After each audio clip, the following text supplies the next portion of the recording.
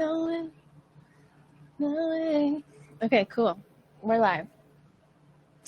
Thank you for being here. I appreciate you very much. And it's Tuesday, and it's my last day before my vacation, and last day before I go to a very busy music conference, Hawaii Songwriting Festival. It's my favorite time of year. It's so exciting. I can't believe it's here. But also, all the things are in my head about how to network and how to just be a cool person and how to write the best songs and what I need to work on and what songs I'm sharing to get feedback for and all the things. So my head is very full, but that is okay because it's good. It's exciting, and as we talk about in our sessions all the time, fear and excitement show up the same in the nervous system. So sometimes when you think that you're afraid of something, could be just that you're excited, right? Big things are happening that are outside your comfort zone, so your nervous system reacts in the way that you would expect it to. Usually, if you have more experience in the fear realm, hopefully, I'm actually audible with this ACM. If you're more used to operating within the fear realm, you're going to notice these things in your body show up and you'll be like, oh God, I'm scared. But sometimes it's not the case. Sometimes you can remind yourself that you are safe. And if you're still feeling those things, you are just excited.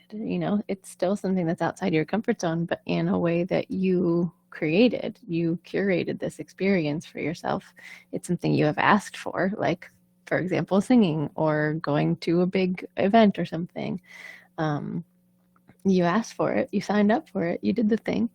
So it may be excitement showing up in the same way as fear. It's just a matter of how you're reframing it in your own mind. This makes a lot of sense when you think about how we are wired to only see the things that we have experienced before. Hey Sam, if you're familiar with the term neuroception, it's this ability that your brain has to go kind of out a couple milliseconds in front of you, and you're not usually even aware of it. It's something your brain is doing kind of below the surface, but it's searching for threats based on what it has experienced before, right? So that's why some people are more sensitive than others, because their neuroception is always searching for more threats than the other person may have experienced or see as a threat. And for most of us, it's just a new experience that's like, I don't know how it's going to go. That equals threat to my nervous system. So for example, when I'm going to any event, like the event I'm going to this week is a big event filled with lots of other musicians. Like, I've been there before, but also I don't know who's going to be there. I don't know how my roommates are going to act with each other. I don't know where conflict is going to show up, if at all. Hopefully it's not the case. So like, I know the environment, but I can't guarantee the other people, right? You can never control 100% of your environment. You can only control what's around you and what you're doing for yourself. But also, it is, you're always, when you're in a social situation, you are, can you not hear me? Maybe that's the case. I might have to switch my, whatchamacallit? I have to switch my audio. Let me know if you can hear me. Oh, I picked the wrong thing. Okay, let's try. What did I pick for audio? My goodness. Now that you're in the ACF. Okay, hopefully you can hear me now. Let me know if you can't hear me. Hopefully you heard any of that first little bit. I have to use the Instagram recording instead. That's fine. It's all fine. Everything's fine. So when we are talking about, let me know if you can't hear me, Sammy. That may have been why you were hopping over to the other place, because I think I messed up on my audio settings. So what was I talking about?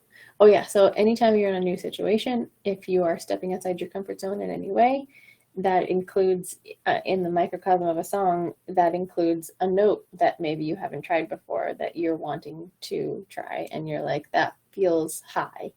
That may feel outside your comfort zone to your nervous system, and you may react in the same way of like closing, turtling, fear, and then you can see that your body will, react in these certain ways, whatever that means for you. For everybody, it's different. Like some people get really sweaty, some people get really shaky, some people like can't even make any sound when they get, quite afraid. But also, can you in that moment say, okay, what if this was not fear? What if it's just a new experience and my biology is looking out for me? It's looking out ahead of me saying, hey, are you sure you want to do this? This is new. I don't know how it's going to go. I don't have a set of data to show you how it's going to go and how you're going to be safe. Thank you for letting me know.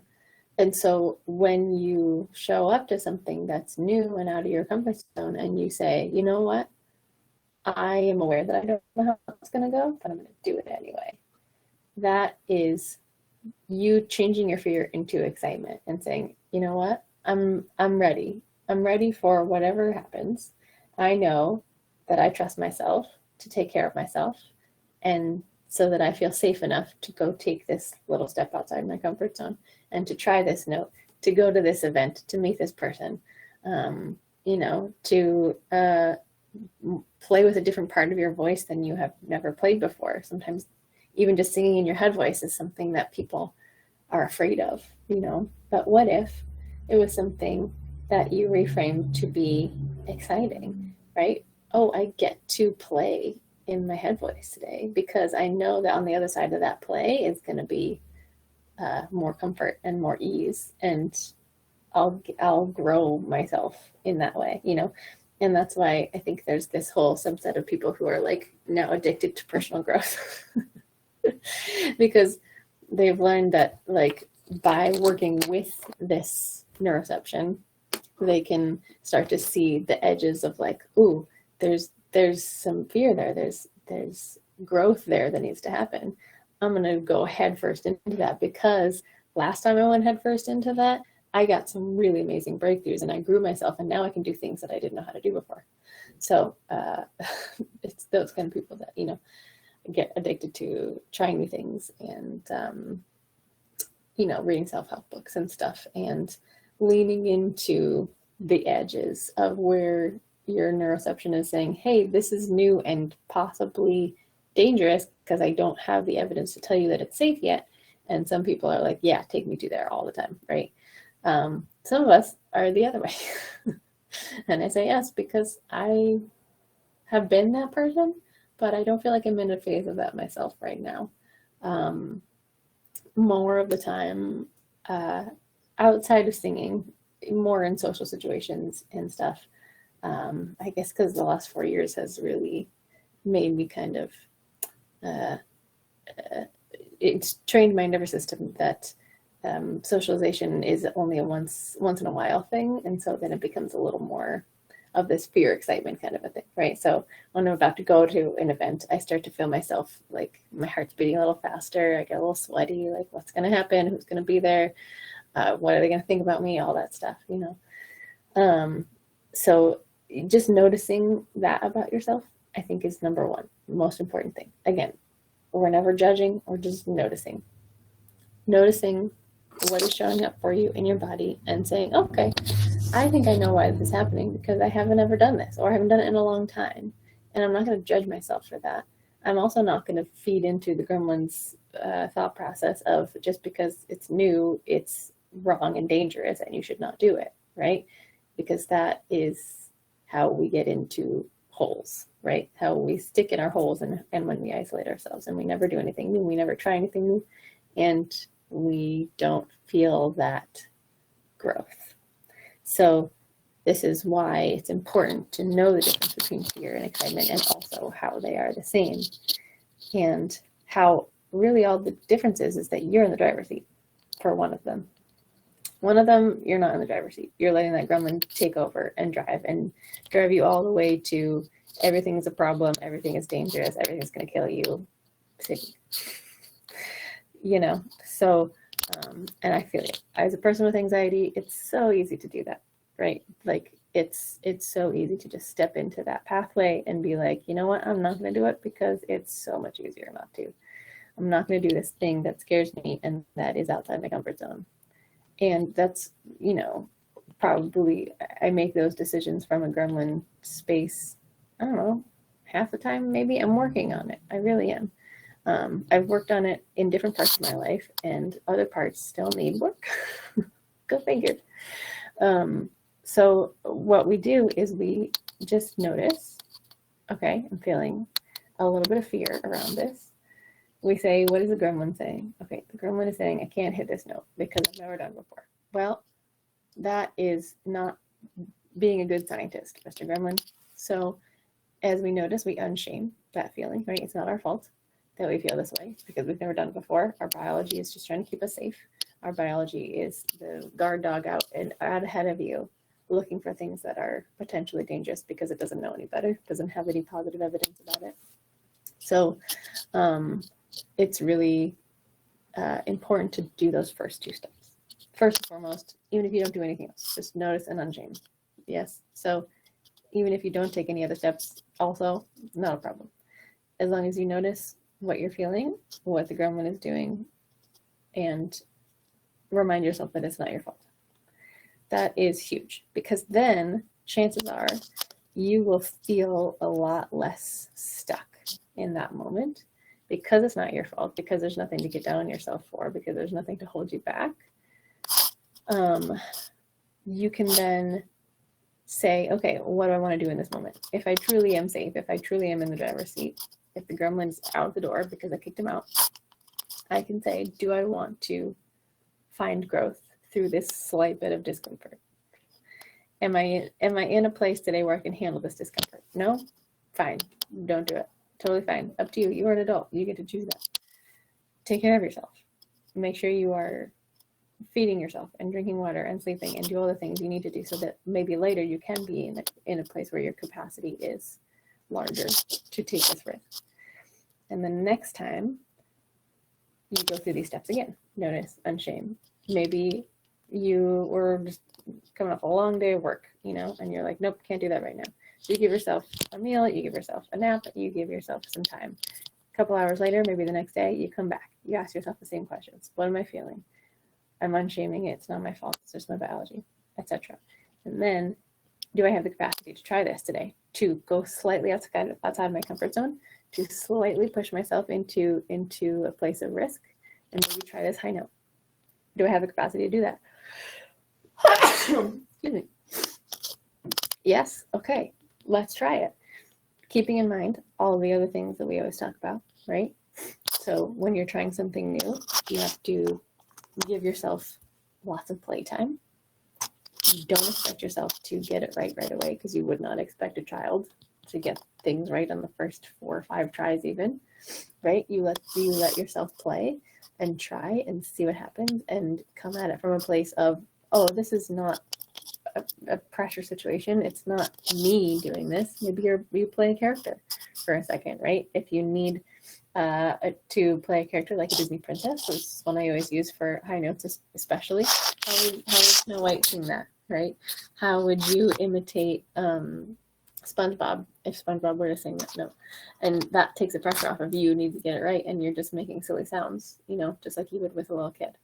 So, and we can all do that, right? We can all do silly little voices to entertain children. So, this is the best way to notice what you're doing, unshame, ask yourself if you have the capacity to handle a little bit of growth and a little bit of discomfort, and then try, play around, mess with stuff, right? This is what we have a voice for, to experience all these different sounds that we can make. Like I can sing the same note 500 different ways. Hi, Kirby. Welcome. But I won't know that if I only ever let myself stay in my comfort zone and sing it the same 1 or 2 ways every time, right? So if my head voice, the only way I know to connect to that is up in this light, fluffy Disney princess voice, like, ah, and I'm wondering, how will I ever sing a high note more powerfully? I can feel into how to let myself play within a different character, and I can lean into this voice and say, okay, maybe I don't need to be myself right now. Maybe I can be like Elsa, right? That's a powerful Disney princess. And let's try that with no judgment, with no need to be perfect or anything. I'm just going to give myself 5 minutes of literal sandbox time. I'm just messing around in my car in a place that you feel safe to make noise, right?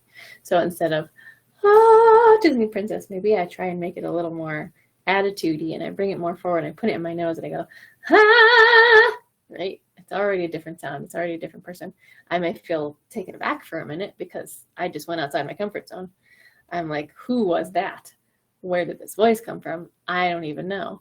So that's okay. Also, take a second.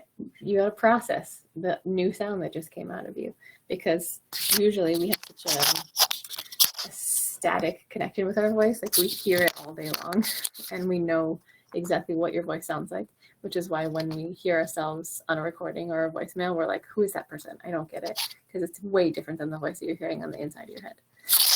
So give yourself some moments to process that your voice sounds different, and that it is still you, and it is all okay, and it is safe, and you don't sound whiny or weird or gross. Those are all genuine judgments. Yes, keep that in mind. So the next step is to just keep playing until it feels less gross. Basically, that's the next step. I know it's like super unscientific sounding. Just keep playing until it feels less gross. But that's how you've learned to do everything else in your life. Right? When you were learning how to ride a bike, it felt gross and scary and uncomfortable. But whoever was teaching you was probably like, I got you. You're safe. Just try. And then eventually you tried and you moved on, right? When you were first learning how to make food for yourself, and you were learning how to make different snacks and finding out what you liked as an older child, maybe you didn't know what you were doing. You were just, your parents finally said, okay, you can use a knife here and there, and you can make yourself your own food. Have at it. What do you want? You have to play to find out what you like, right? And what feels like the right thing to eat. And so it's the same thing. Like, you're adding different spices to your voice as you're playing around, which in our case, spices mean different shapes, different sizes of your resonating space, your pharynx. So that means maybe play with some different vowels. Maybe play with some taller vowel shapes. Maybe play with some different larynx positions. That's a really fun one. Like one I use all the time, to use the SpongeBob example again. So like, in order to get really forward and bright, I say SpongeBob. So like, hey Patrick, right? That's a terrible SpongeBob impression. But then the opposite of that, if you put your hand on your larynx and you do Patrick's voice, it'll come down and it'll change the whole length of your pharynx. So it'll go, hey SpongeBob, hey. And you feel it move down and actually create a different shape inside of your resonating space, which is everywhere above your larynx, all the way up into your throat and the back of your mouth and your nasal cavity even. So play around. Move your mouth, move your tongue, move your lips, move everything until you find a space that you like and it feels free, and it's also producing a sound that sounds like the sound you're wanting to make. Keep in mind, it's going to feel gross for a while. It's probably not going to feel good. You're probably always going to have that gremlin voice in your head saying, I don't like it. It doesn't sound right. It doesn't sound like Ariana Grande. You know what? It's fine. It's not going to sound like Ariana Grande. So kick that gremlin out. Say, F you. That is an unrealistic expectation. I don't need that in my life. Go away. You're a bully. And then you can say, okay, what if I tried to make this similar sound, but found my own unique way of making that sound? And what if I cut the word gross and and squeaky and all the negative words that we use about our voice, what if I just cut them out for 10 minutes? What if I said I'm not allowed to use the word gross and bad and wrong? What would happen then, I wonder? What would you say about yourself and your voice if you allowed yourself to experience your own voice like a child experiencing something new for the first time? At least this new part of your voice, you know. What would you say? You'd say, wow, that was interesting. Wow, that was kind of cool. What did that sound like to you? You know, like imagine you're a voice teacher for a little kid, you know, what would you say to them? Can you sing this note a little more like Patrick? Can you sing this note a little more like SpongeBob? Can you sing it like a monster? Can you sing it like a mosquito? You know, all these different questions that you can ask yourself that change your perception of your own voice and take the pressure off at the same time. That's so important. We put all this pressure on our voice. We're taught our whole lives to put all this pressure on our voice, but it really is your responsibility and your privilege, because it's all happening in here, right? You get to change how you see things, and it's very possible to do so. And I know because I've done it. It's very possible to say, you know what, I don't have to believe that anymore. And gremlin thoughts will come back and come back, but you get to separate yourself from that. And it takes lots of practice, but you can absolutely do this. How often do you come across singers who don't have a hard time liking their own voice? It's a great question. Every once in a while. Yeah, I mean, with singers who are more experienced, they have often done a lot of this work on their own or with another teacher or something. You know, people who are already singing on stages and who have kind of gotten over this initial hurdle of, okay, my voice is good enough to show other people. It happens. I have a couple of people who are like, I have one student who's in a band, another who's in like a cappella group, and they've gotten over that part. But it doesn't mean that they don't deal with gremlin voices. It's just that their gremlin voices are saying other things at higher levels, right? Their gremlin voices have really dug their heels in, and they're still saying, like, even though you are performing in this band, even though you just got paid to sing for a couple hours, it's still gross, right? This gremlin voice never really goes away. It's just that these people are better at saying, okay, cool, even if that's true, I gotta go do this gig anyway. You know what I mean? Like, they are just much more experienced in just saying F it and I'm gonna do the thing anyway. Even if there's something bad that I don't like, even if there's something that is not letting me have the exact sound that I think I maybe could have. Yeah, it's a thing. It happens for everybody. I know very few people who would come in and go, oh no, I love everything about my voice, it's great. It hardly ever happens, because those people are not the ones taking voice lessons, you know. Just kind of, it's not exactly mutually exclusive, but it's pretty close, because the people that are in love with their own voice and they think they sing perfectly are not going to think that they need, quote, or want voice lessons, because there's no reason to, you know. But that's hardly anybody that I interact with. And honestly, everybody at every level can use voice lessons.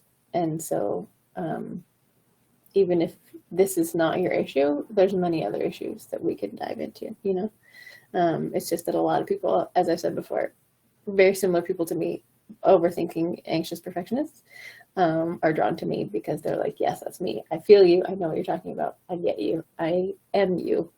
I was in your shoes before, you know. Some of you are in a place that I was not too long ago, you know. Some of you, it was a little further along ago for me, but it's still a feeling that shows up for me, you know, because I don't perform that often anymore. This voice shows up for me every time I go to perform or go to be on stage, like, because it's not something that I do every day. Like, being on here, now that I've done it every week for like a year and a half, is not a big issue anymore. Like, but because I don't perform very often anymore, when I do get up on stage to sing, I'm like, oh God, I'm gonna forget the words, blah, blah, blah. All these gremlin voices start flooding in. So just goes to show, doesn't matter if you are a very experienced performer, your nervous system is where it's at because of your experiences and what evidence you're giving it more often. If you stop giving it evidence that it can do something, it's going to revert back into, oh, that's an uncomfortable space for me, you know? So yeah, hopefully that answers your question. Everybody experiences this. It's totally normal, just at what level and how devious is your gremlin that it works its way in through all this other evidence, like the fact that people are paying you to sing. It still can work its way through and say you're not good enough. Just goes to show your gremlin is lying, you know? Wow, that's crazy. Yeah, I mean, some people, it's just not in the cards for them, whether financially or they just, you know, have felt fine without it, and that's totally fine. Like it's not a necessity for everybody, but it is. I think it's helpful for everybody, you know. Yeah, it's very interesting to see what different people's journeys were, but also other people learn in different ways. You know, some people benefit from just straight up imitation for years. They just imitate people, and that's how they learn, and they figure the stuff out on their own. The stuff that I talk about. Some people have way different nervous system patterns, and they don't deal with as much stage fright and all this stuff. So it's a different way of looking at things. So yeah, you're not alone. Even if professional singers have not taken voice lessons, doesn't mean it's not right for you, or it doesn't mean it's not also right for them. They just haven't done it.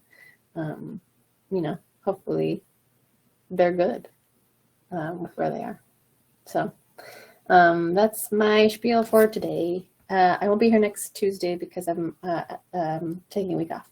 So I love y'all. Thank you for being here. Have a lovely week, and I will see you very soon. Vocal Magic doors are opening in June, 2 or 3 weeks. I will have more info soonish. So if you're interested in going a little more hardcore towards your singing goals, I'm here for you. Let me know. All right. See you soon.